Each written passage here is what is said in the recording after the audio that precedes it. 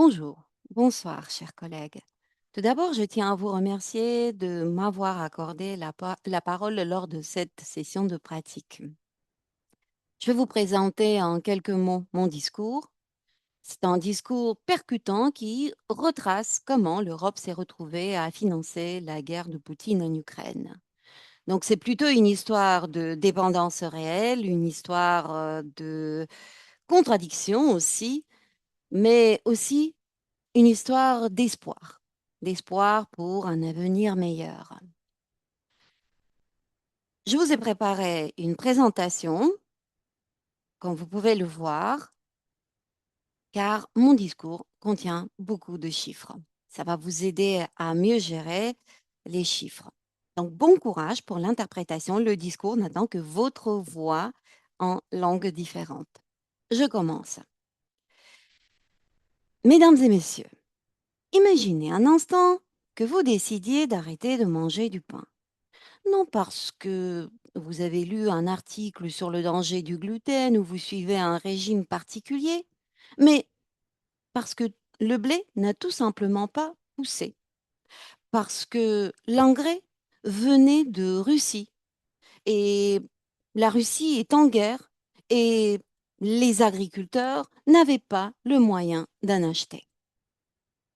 Ce scénario catastrophe n'est pas du tout une dystopie.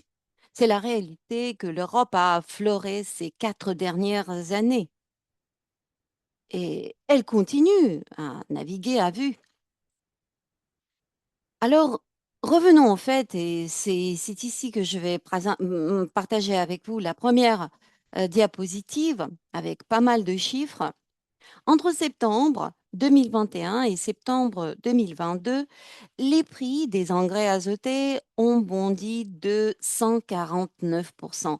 149% en un an seulement. L'urée, l'engrais azoté le plus utilisé au monde, dépassait les 925 dollars la tonne au plus fort de la crise. Aujourd'hui, selon la Banque mondiale, les prix se sont partiellement normalisés. Ils sont aux alentours de 436 dollars la tonne. Mais cet allègement reste trompeur. Les prix demeurent près du double de ceux d'avant-crise. Alors pourquoi une telle flambée? La réponse est simple. En fait, il tient en 3 lettres, GAZ, le gaz. Le gaz naturel qui représente entre 60 et 80% du coût de production des engrais azotés. Pour produire de l'ammoniac, la base de tout engrais azoté, il faut du gaz. Il en faut beaucoup. Or, depuis 2021, la crise énergétique liée à la pandémie et puis à l'invasion de l'Ukraine par la Russie, tous ces deux événements ont fait exploser le prix du gaz européen. Les résultats, les usines asphyxiées par des coûts de production prohibitifs ont réduit, voire arrêté leur production. Les agriculteurs se sont retrouvés pris en étau et ont réduit leur achat d'engrais de 20%. Et qui dit 20% d'engrais en moins, dit 20% de récolte dans nos assiettes. Et c'est là que l'histoire prend une tournure, je dirais, un peu baroque. Pendant que Bruxelles sanctionnait la Russie pour son agression en Ukraine, des avoirs gelés, le gaz, le pétrole, banques, oligarques, l'Union européenne, Bruxelles, avait pris soin d'exenter les engrais de ces mêmes sanctions. Et Vladimir Poutine, fin stratège qu'il est, a flairé cette aubaine. Il a constaté que ces ventes d'engrais vers l'UE n'arrêtaient pas d'augmenter et il a instauré en 2023 une taxe de 10% sur leurs exportations et en 2024 une autre taxe sur les entreprises producteurs de ces engrais. Des milliards directement versés dans la caisse du Kremlin. Le résultat est édifiant.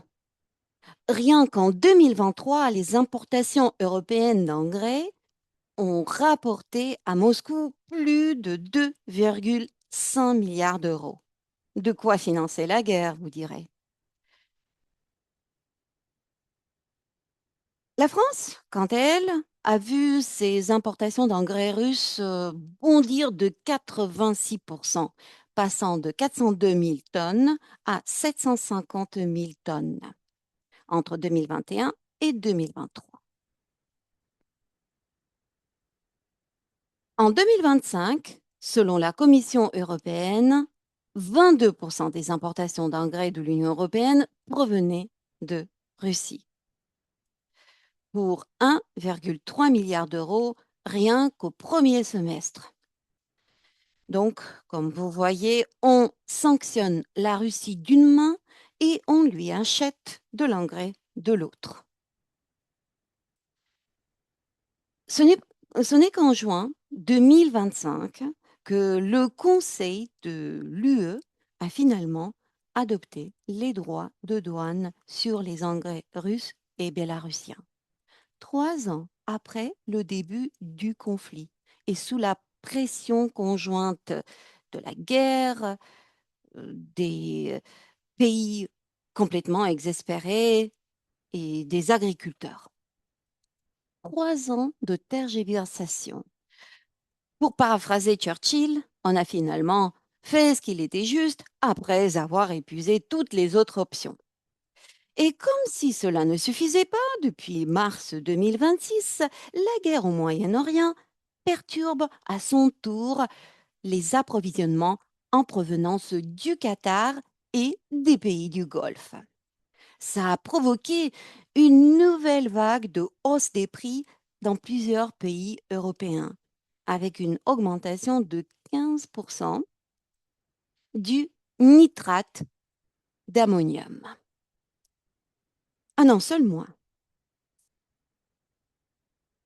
Alors, l'Europe continue de naviguer sur un marché des engrais structurellement fragile, exposé au moindre choc géopolitique. Mais soyons justes, l'Europe n'est pas restée totalement inerte.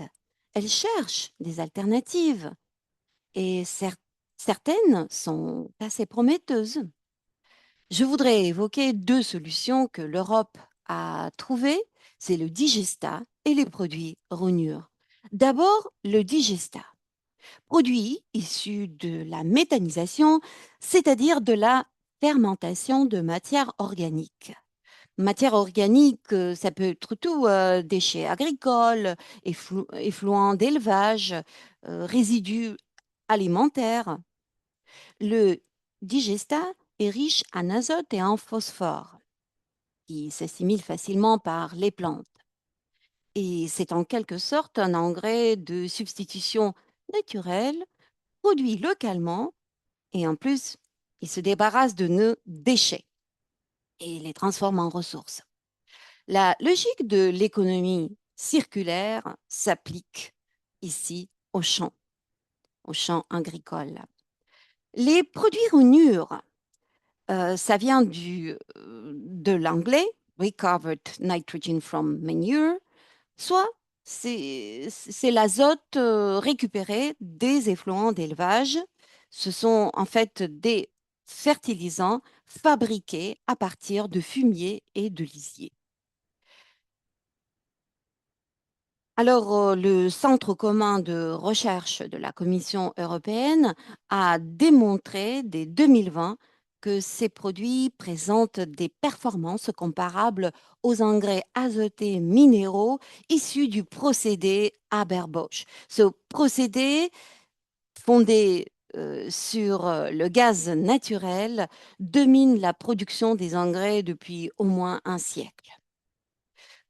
Concrètement, grâce aux techniques de lavage de l'ammoniac et de centrifugation du digestat, on peut extraire l'azote des effluents d'élevage et on peut le conditionner sous forme de celle d'ammonium et de concentrés minéraux. Ces produits rainures se comportent comme des engrais de synthèse, mais sans le gaz russe. Après des années de discussions, le 9 février 2026, la Commission européenne a officiellement adopté de nouvelles règles autorisant l'utilisation des produits rainures. Désormais, les agriculteurs pourront dépasser la limite historique 170 kg d'azote par hectare et par an. Ce n'est pas, mais il ne faut pas se dire que voilà, ces deux solutions, c'est la panacée. Des experts rappellent que les éleveurs français sont encore loin de transformer massivement leurs effluents en produits rainures. Pour cela, il faut des filières de traitement, et il faut les construire et ça prendra quelques années, mais au moins, c'est une direction. Maintenant, je voudrais vous parler de deux obstacles structurels que l'Europe, justement, a dressés elle-même euh, pour, et qui ont un impact sur la compétitivité européenne. Le premier, c'est le mécanisme d'ajustement carbone aux frontières, ou MACF. Il est entré en vigueur en janvier 2026. Une taxe carbone sur les produits importés, sur l'engrais importé en fait. Cette taxe est censée rétablir l'équité avec les industriels européens qui sont soumis au quota CO2. En théorie, on dirait une excellente idée. En pratique, la France importe encore près de la moitié de ses engrais azotés et cette taxe risque de frapper un secteur agricole déjà exsangue.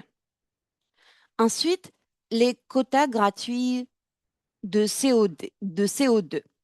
Deuxième mesure, il se trouve que les industriels européens bénéficient de ces quotas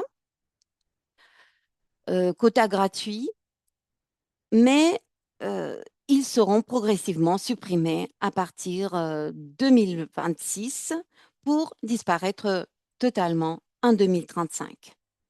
Produire une tonne d'ammoniac génère environ 2 tonnes de CO2.